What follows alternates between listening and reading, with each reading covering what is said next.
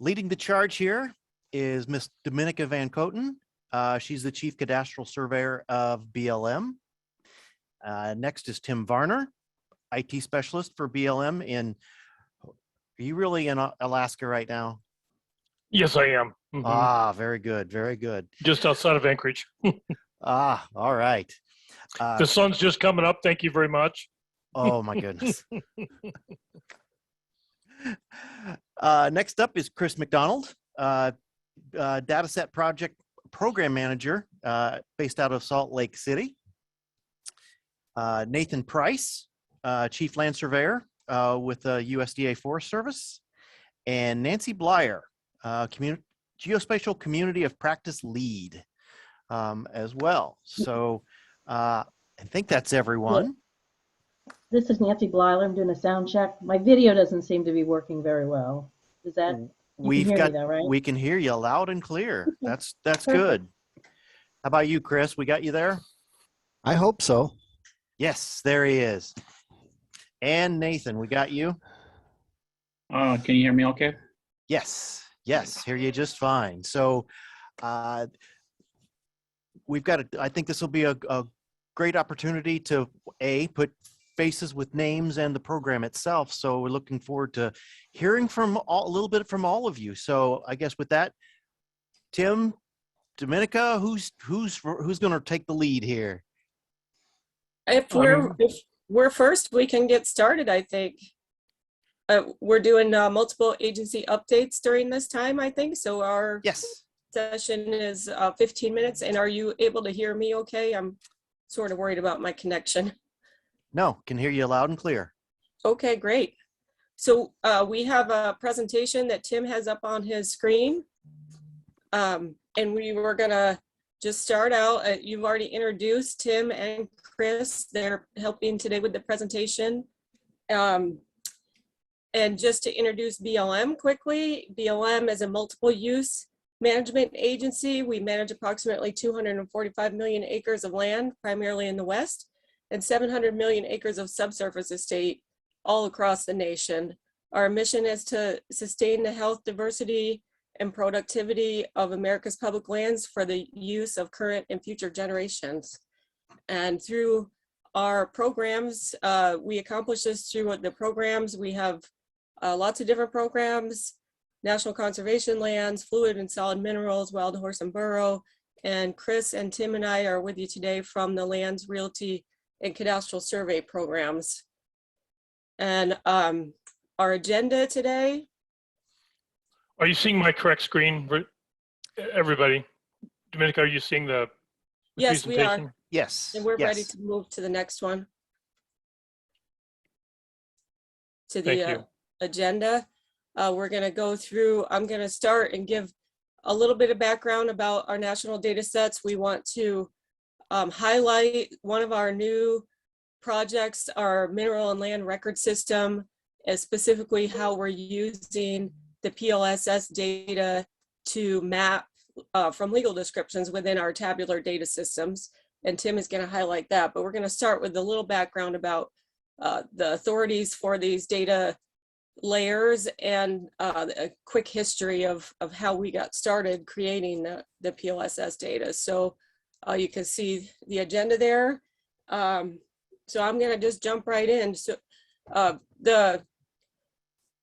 since 1990, the Office of Management and Budget issued Circular A16, which includes provisions for establishment of the National Spatial Data Infrastructure and coordination of that data from any federal agency that manages GIS data through the Federal Geographic Data Committee.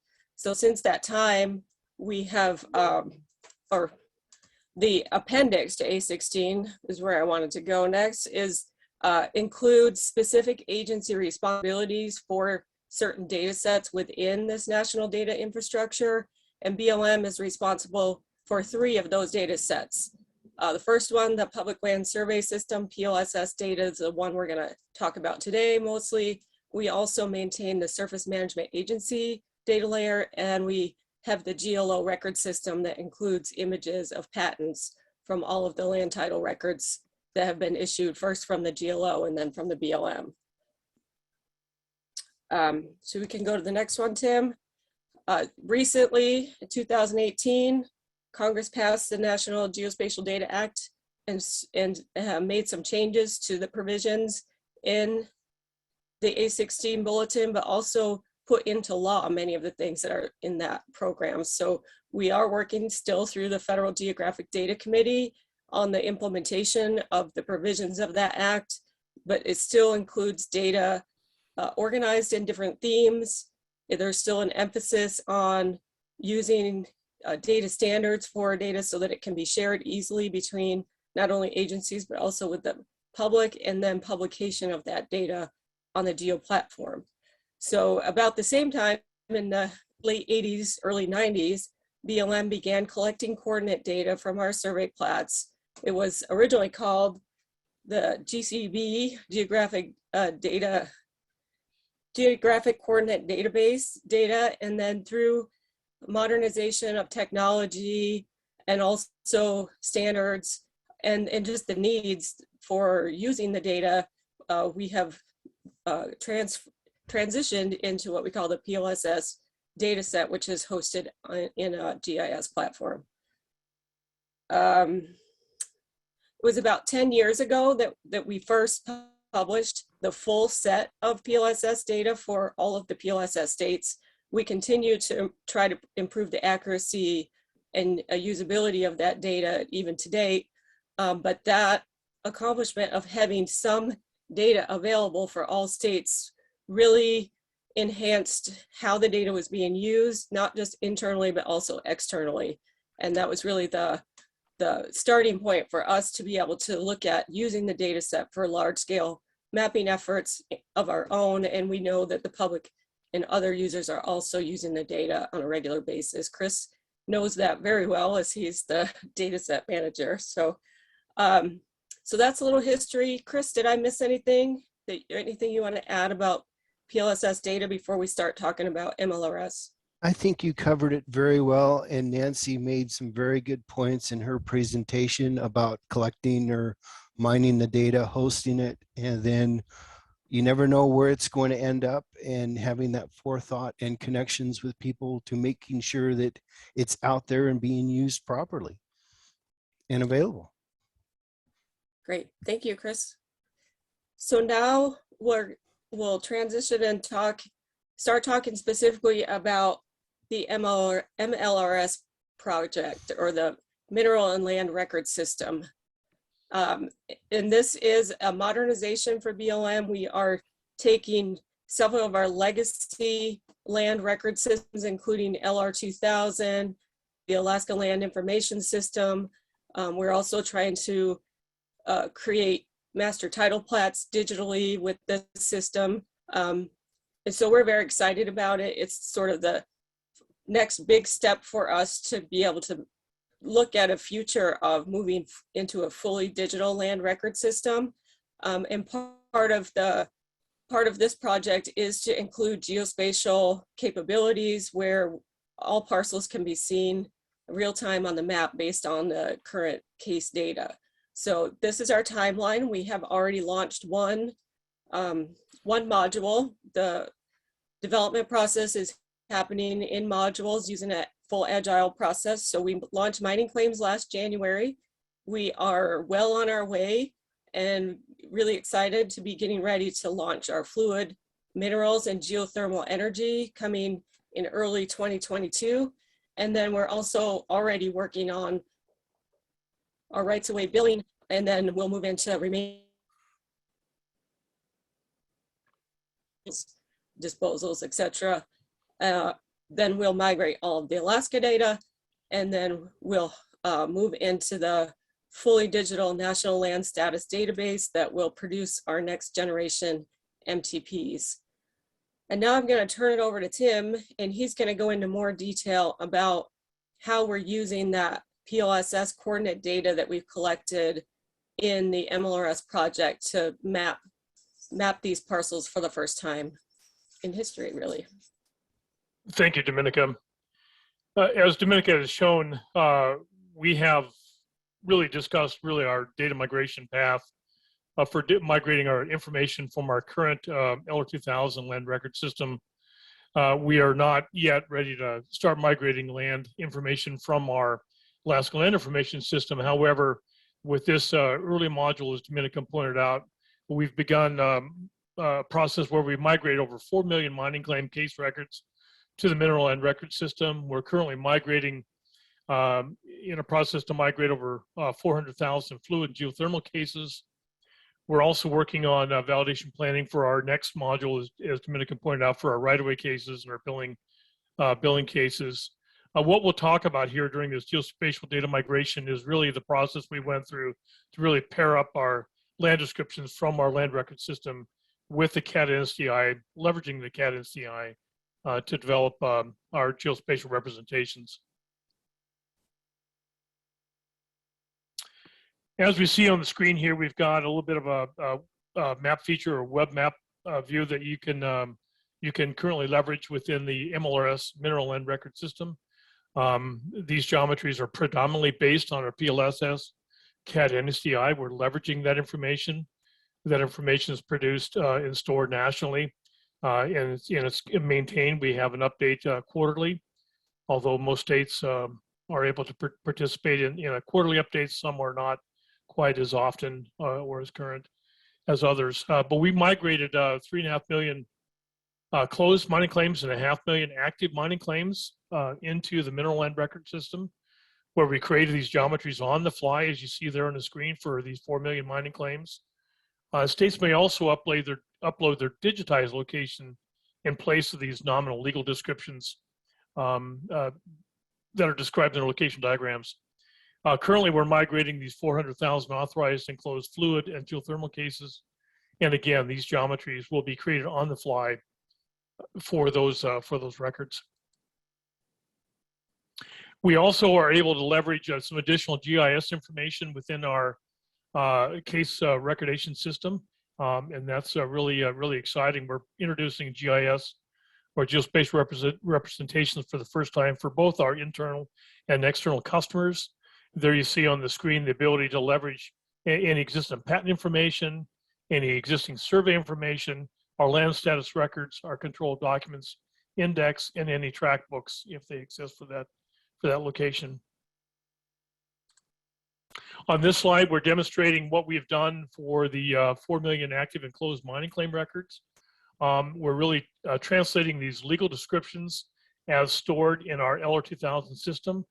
We've created this mapping algorithm, which leverages our CAD NSDI intersected layer to produce a mapped product that you see there on the right.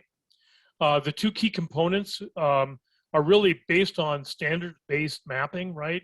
Where we have a successful mapping between our legal description stored in the Mineral Land Record System, which is also leveraging our legal land descriptions that have been migrated out of LR2000. But really the impetus here is that we need to make sure we are utilizing standards-based PLSS CAD NSDI and accurate legal descriptions as abstracted from our LR2000 system. We've developed a set of logic where we've attempted to do this one-to-one matching between the legal land description and the CAD NSDI, and where the match is not successful, we have a mapping algorithm to help to attempt to do its own subdivision in order to make this match happen. We've mapped a good deal of this information. About 78% of these migrated cases do have this one-to-one match, and that's really exciting. About 20% of our cases don't have an exact match between a legal land description and the CAD NSDI. Again, CAD NSDI is a standards-based application where the legal land description may be not as programmatically developed, maybe not developed by our surveyors, and therefore we don't have one-to-one mapping between the two systems. About 20% of our cases fall into this, and we have to utilize this mapping algorithm to do this map.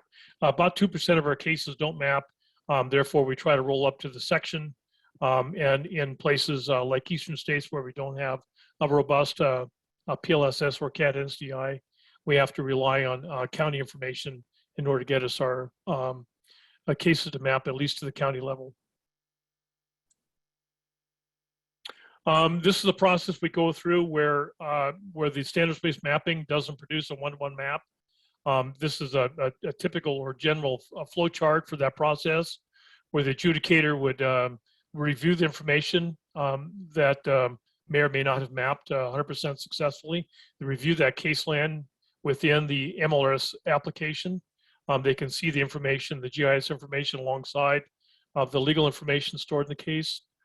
They may notify a case data specialist or a surveyor, to update information that may not have mapped 100% correctly.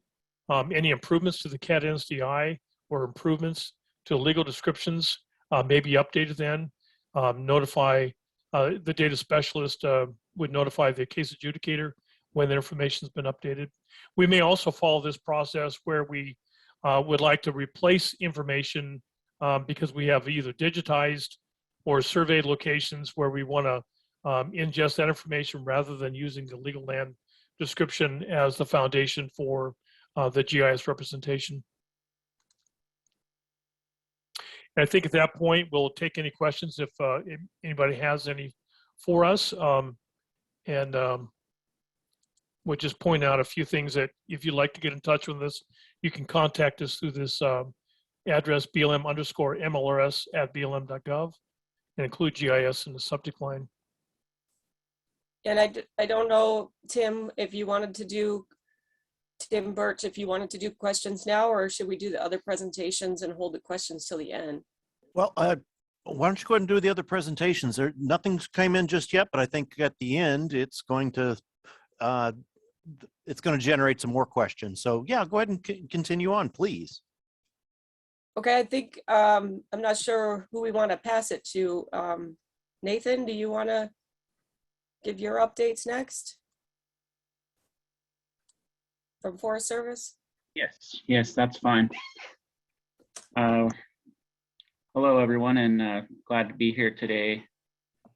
Let's see, I wanted to share a few different things here. First of all, I'm Nathan Price, Chief Land Surveyor for the Forest Service, stationed in Washington, D.C. Forest Service has 193 million acres in 154 national forests and 20 grasslands that we manage for the public. And we also have over 276,000 boundary lines, and that is between private, federal, county, state, other agencies. And we have about 45% of those marked and posted on the ground. And now that's important to talk about that because we do want those boundaries defined for the public. Just to give you a little background as well, we have 9 regional offices, but we do have regions 1 through 10, but 7 has been merged between 8 and 9, so there is no region 7. And those are throughout the nation.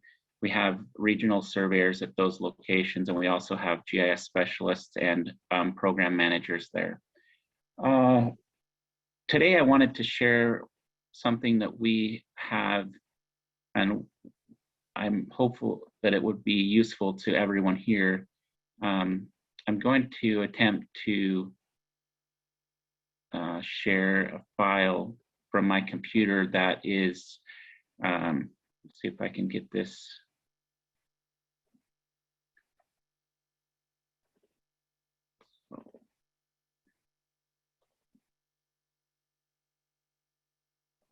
Let me see, okay. I don't know, it's trying to attach this file, but in the meantime, I'm going to share my screen. And this is the, let's see, this is the file. So, okay, sorry, I have a different screen up here. So the land and encumbrance viewer, very difficult here. I've got to move this. Okay. So the land encumbrance viewer that I have on this screen here this is what I feel would be helpful to all of you to be able to use. And hopefully you can see this, and if I need to zoom it in, I can do a little, let me try getting a little closer. So I was trying to share this file for everyone, and if it is not going to come through, I can get my contact information and get this out to all of you. But what we have at the Forest Service is available to the public. It is a land status encumbrance viewer, map viewer. And this map viewer, you're able to look at all the land status records that we have in the Forest Service. And these records, you know, they contain anything from our parcel data, whether it's public domain, whether it's acquired land, or whether we exchanged parcels of land. It is Forest Service data, and it's Forest Service information. However, it has a function that we can add layers from any type of data, GIS data or any other type of data. So we can add those data sets, and we can also overlay the data sets, including satellite imagery, USGS quad maps, and topo. Currently, in addition to the parcel information or the land status information, we are including right-of-way information, withdrawals, and also the ownership and the title information. In development is our record boundary and our adding of corner and monument descriptions. And we're about 30% complete on our record boundary inputs. That is new, so we're trying, and what those would entail is you would be able to look at a boundary line in the viewer, and it would tell you the year that it was marked and posted on the ground, and you know, what the length of that mark and posting could last, you know, 10 or 20, 30 years. It's a very useful tool if you're trying to go out and look at the boundary on the ground. And then along with this, see, I'm trying to see, did I?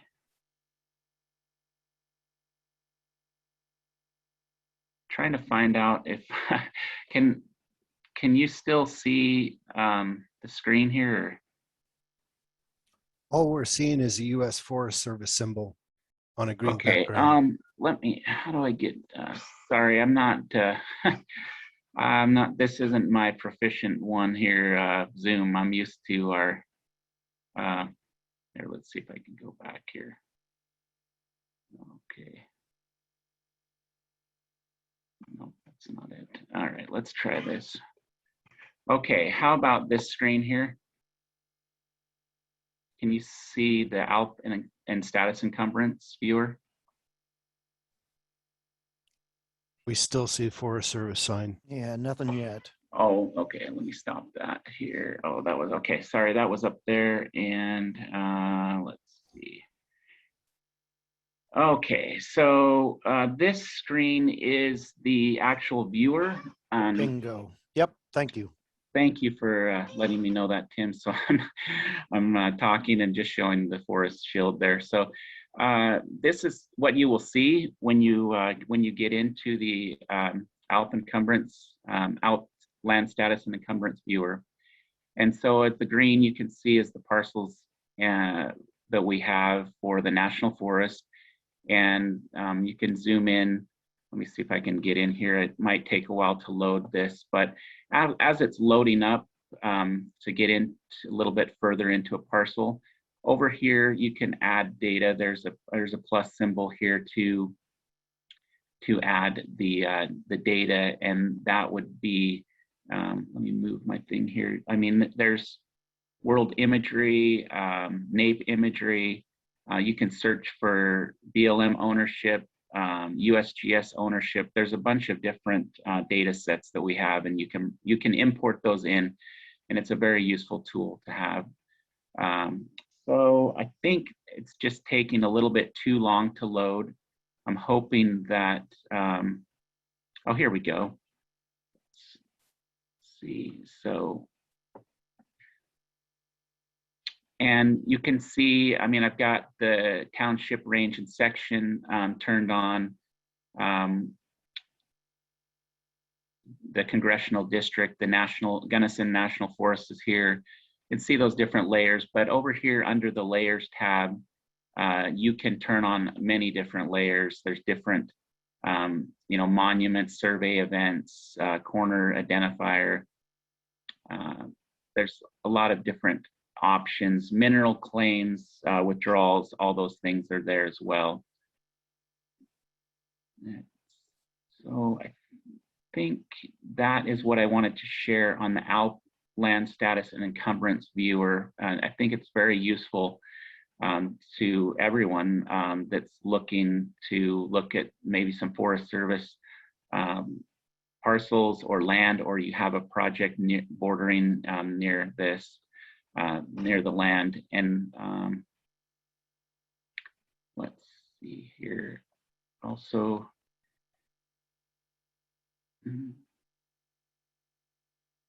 So the other topic that we had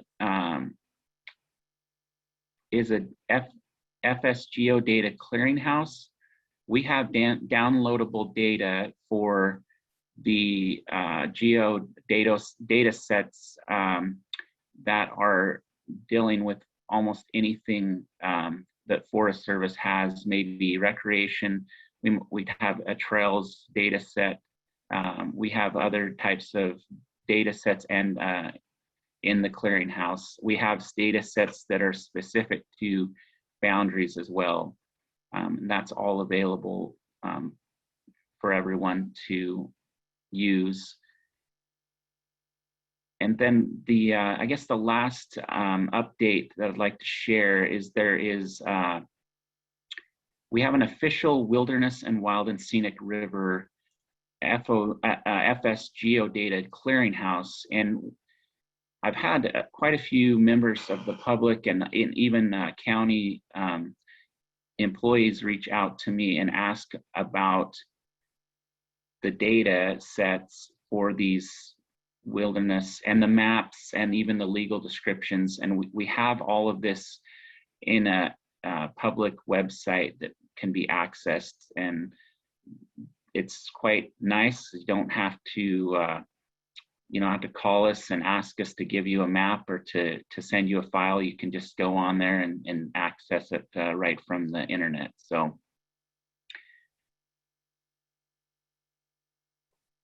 and I guess the only thing would be is if the file that I had, if it was able to, did it come across in the chat, or do I need to try to send that again? It's just a Word document, so. It says network disconnected, so I don't know. I'm trying to find another way, I guess, to get it to the group. Tim, I don't know if there's a way that I could email it to you, or we could just get it emailed out to. Yes. To all the... Yes. If you want to get that, just email it over to me. Yeah, we can get that out. Yeah, we're gonna end up putting a lot of this stuff, a lot of connections back to this stuff on the website. So we'll get anything you have to share. We can definitely try to get it posted. Oh, great. Okay, sounds great. I will email it to you so the entire group can get that. I apologize, I can't get it through on the chat. So, and that's all the update. And I guess we'll save any questions for after we're done with the final one. So.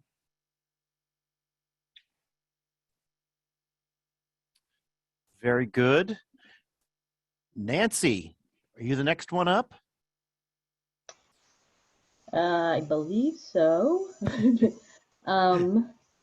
Let's see. Uh-oh.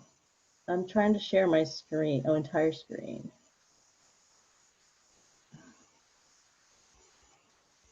Um, hmm. I don't, the share button doesn't seem to be working. So I did email my presentation if you just want to run it. I'm not sure why I can't share.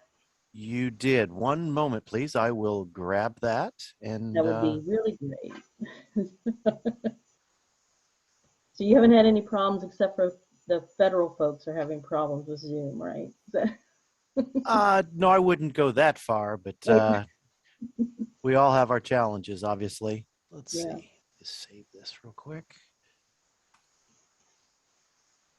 Are you having trouble sharing your screen too? No, I've got to just got to find it and bring it up here. Oh, okay. There we go. And And I apologize, my video, when I set it up, you won't be able to see me, but there you go. Okay, there you go. Thank you so much. And thanks so much for the invitation this afternoon to speak with you. I've listened in on and off the last couple of days and some really interesting discussions and conversations and presentations. My name's Nancy Blyler, and I'm the Corps of Engineers Geospatial Community Practice Lead.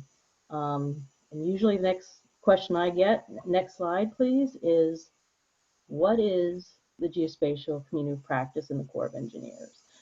So the geospatial community practice, or COP, which we call it in the Corps, includes professionals from hydrographic and topographic survey, CAD, BIM, GIS, and remote sensing disciplines. And while each discipline has their own unique capabilities and issues, the community of practice focuses on the similarities and issues that are common across the disciplines. Next slide, please. Before I get into specifics, I need to give you some context and some background on the Corps' mission and organizational structure. Our two primary missions are military programs, military construction, and the Corps Civil Works mission, which I believe most of you are probably familiar with.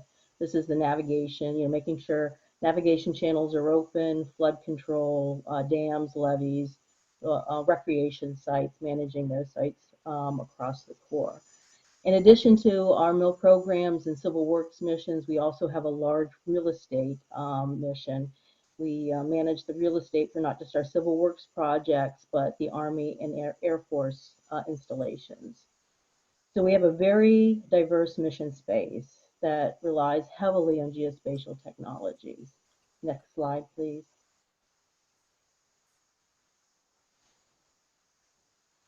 In addition to the diverse mission space, the Corps has a decentralized workforce. All our work is executed out of 43 district offices located across the country and the world. Each office has a geospatial capability, some large, some small, some focus only on the civil works mission, others just do mill programs. Most of them do both. Next slide, please. So this slide summarizes kind of this geospatial support I've been talking about. Vertically, our capabilities are throughout the organization, from field office all the way up to headquarters. And then horizontally are our geospatial requirements across all the mission areas or business areas. Next slide. So the problem statement has always been, how do you systematically leverage and manage a large geospatial capability in a federated organization to support multifaceted missions? Next slide. And that leads us back to the community of practice and the importance of it. Again, focusing on the commonalities between the disciplines. And we do that in a number of ways. Next slide. I'm going to start with policy. For example, it is core policy to co-locate geospatial professionals in a single branch or section at a district office. This fosters collaboration, and in districts that have implemented this, we see much greater depth in the overall geospatial capabilities. They're able to leverage the technology better and share processes and techniques.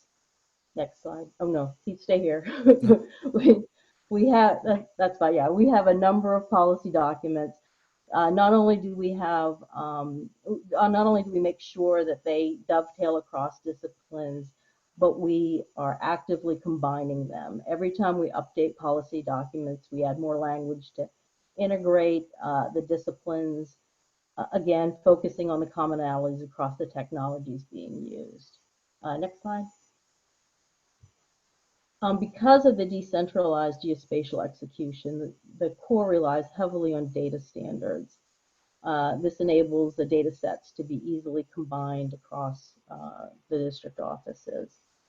We especially have relied on the ones for the GIS, the spatial data standards for facilities, infrastructure, and environment.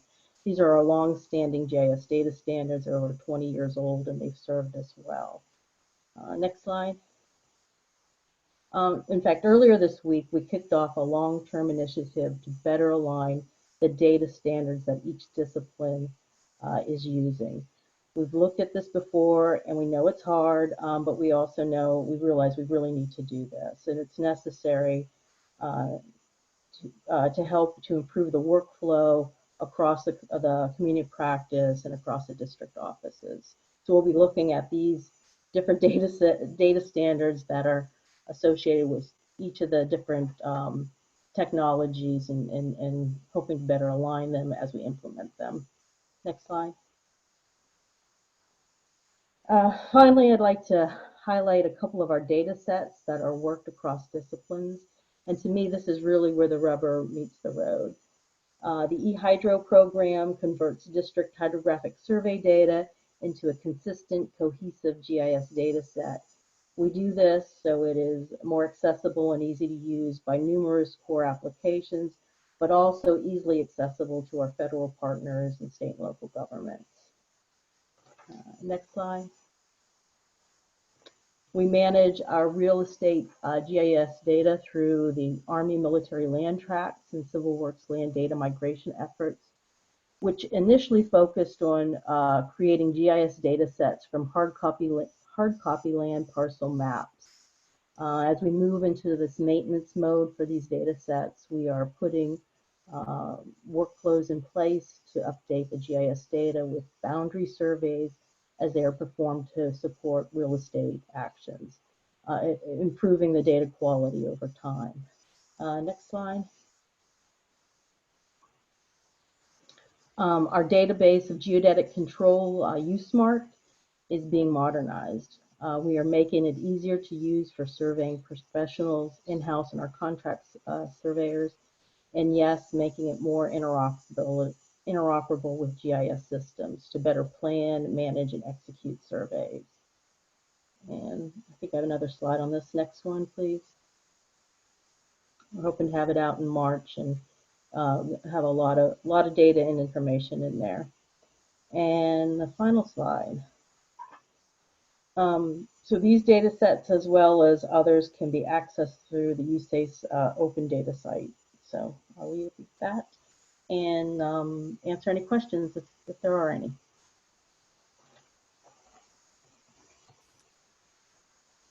All right, folks, bring your questions.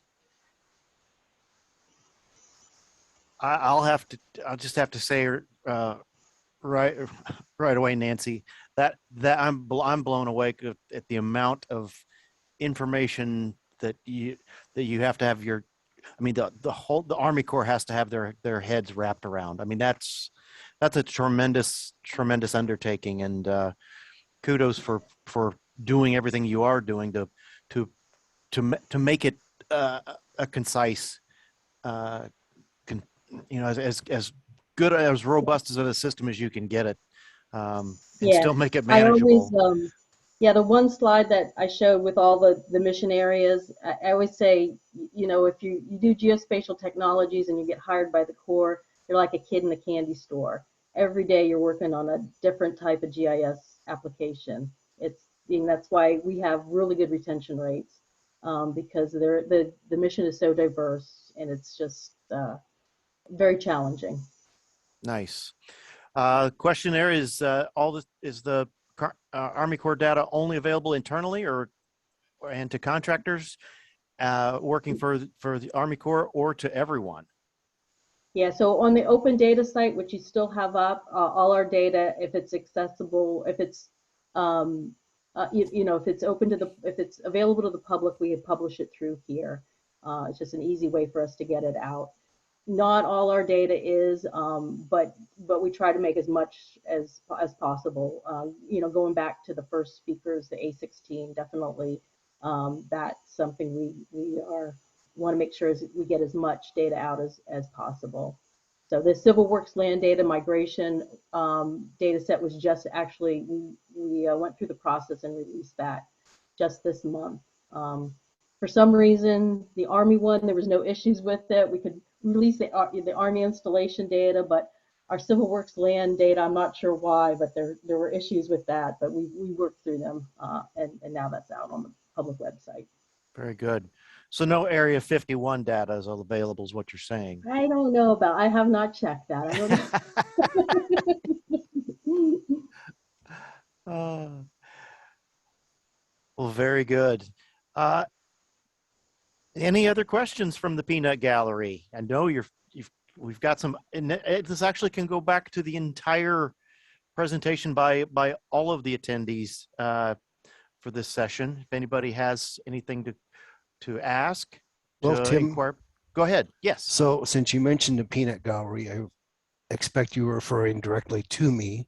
One of the questions that we had earlier that we kind of missed during both presentations was, is the Forest Service PLS data set and BLM's PLS data set the same?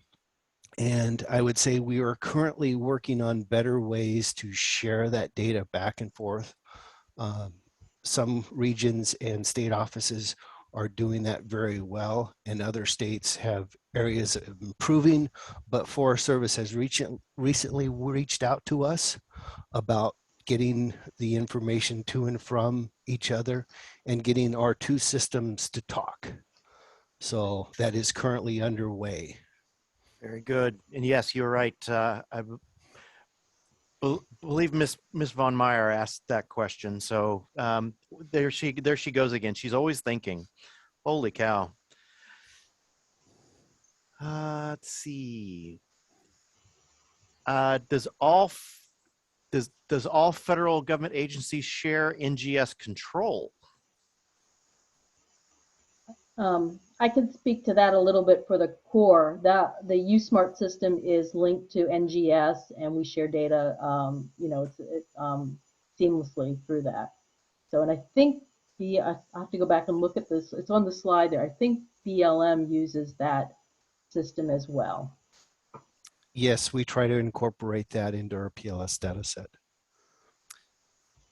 And then we've got a question from one of our favorite NGS people, Mr.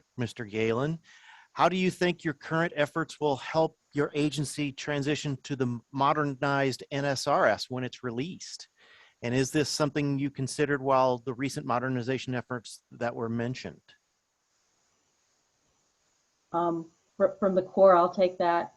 Absolutely. We have absolutely done that, and I can't speak to it in detail, but if you're really interested, I can definitely get somebody to do that. But we did take that into consideration. Very good. And BLM is currently working on that issue. Nice. Good. Good. Good to hear that everybody wants to be on the same page rather than just playing in their own sandboxes. Anything else? Even the non-peanut gallery people.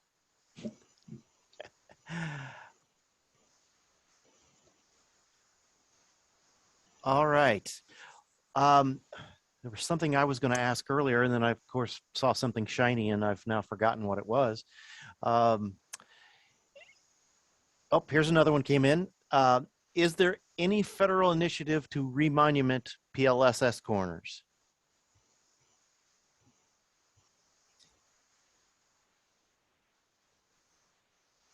Chris, is that up your alley?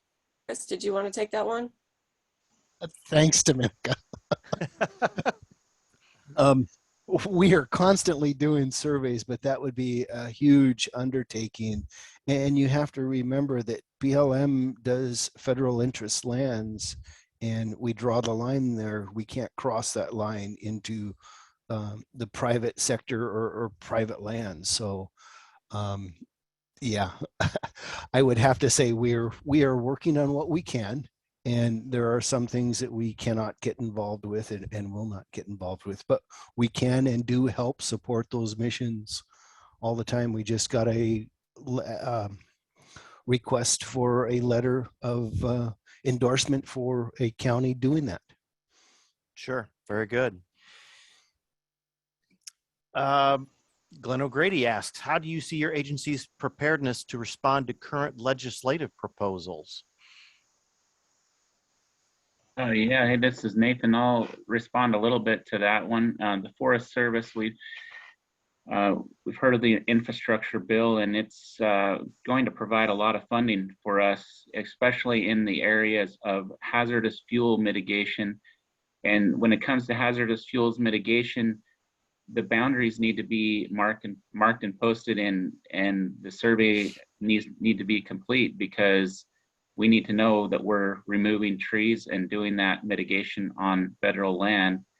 And we do expect quite a large amount of funding, and we are reviewing our current staff levels, our availability to contractors, and all other types of ways that we can get the work completed.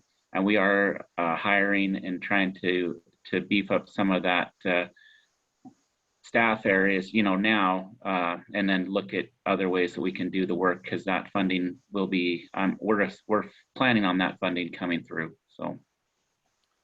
Very good. Thank you. One of the questions that came up, where did it go? From Mr. Kleinman. The wildfires throughout the western part of the country. Obviously, it's not just a private issue; it's a public land issue. Is there any thoughts, or is there any action being made on remonumentation in those areas? I mean, we were talking about it on the public or on the private side, and all the work that has to be done once the fire's done, once the areas are cleared, and the top 18 inches or whatever has to be cleared off. Anything being looked at as far as the BLM and the Forest Service goes? I understand BLM does have some projects in the works to help remonument those.